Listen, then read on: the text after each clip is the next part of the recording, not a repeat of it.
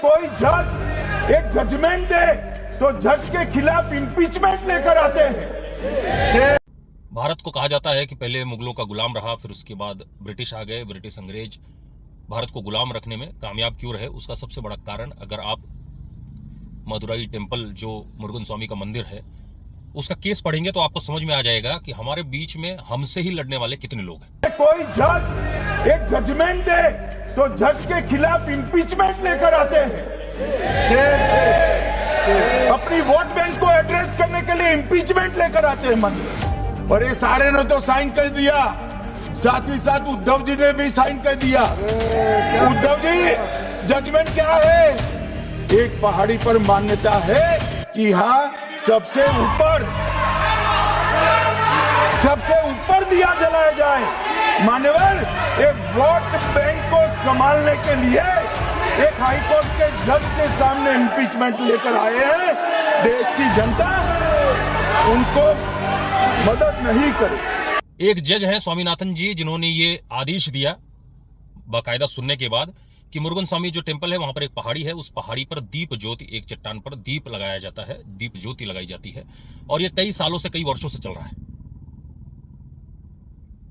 लेकिन दो धर्मों के बीच में, दो समुदायों के बीच में कोई परेशानी ना आए, इसका हवाला देते हुए डीएमके सरकार कोर्ट में जाती है और कोर्ट बाकायदा दोनों पक्षों की बात सुनने के बाद ये निर्णय देते हैं कि जो बातें पहले से चल रही हैं उन्हें रोकना नहीं चाहिए और इसमें किसी भी तरह की, किसी भी समुदाय का कोई झगड़ा नहीं है, और दीप ज्योति जैसे जल रही थी मुरुगन स्वामी टेम्पल से वैसे ही जलनी चाहिए।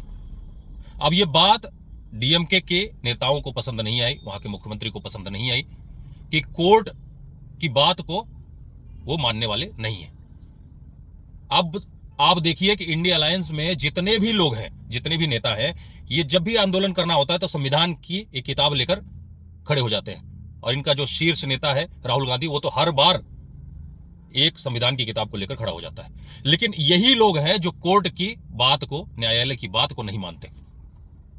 इन मुस्कुराते हुए चेहरों को ध्यान से देखिए, इसमें एक नहीं, दो नहीं, लगभग 120 एमपीज मिलकर एक लेटर लिखते हैं, उसमें साइन करते हैं और उस जज के खिलाफ, जो स्वामीनाथन है, उनके खिलाफ इंपीचमेंट लेकर आते हैं, यानी महाभियोग लेकर आते हैं। उस जज के खिलाफ महाभियोग लेकर आते हैं जिसने दोनों पक्षों को सुनने के बाद यह बताया कि इतिहास में ऐसा होता आ रहा है, दीप ज्योति जलना चाहिए। ऐसा नहीं कि किसी एक पक्ष की बात सुनकर जज साहब ने निर्णय दे दिया।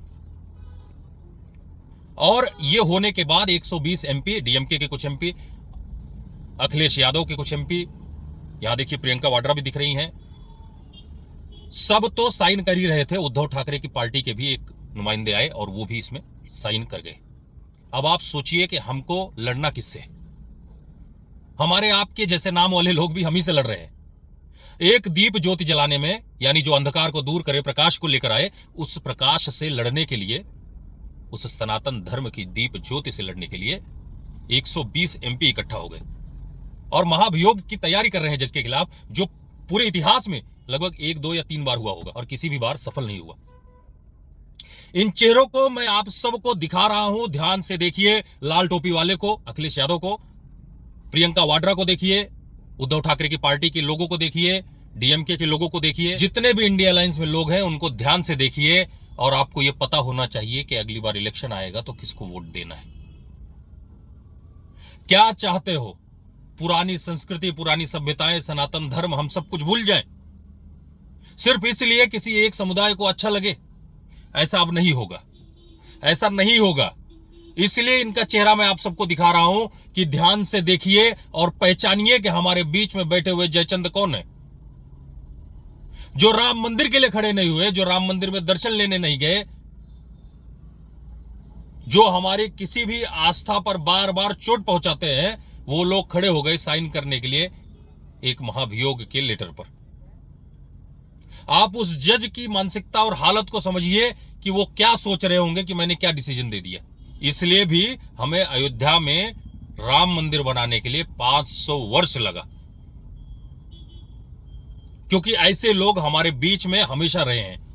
इनका चेहरा ध्यान से देखो और पहचानो कि हमारा भविष्य किनके हाथों में सुरक्षित है।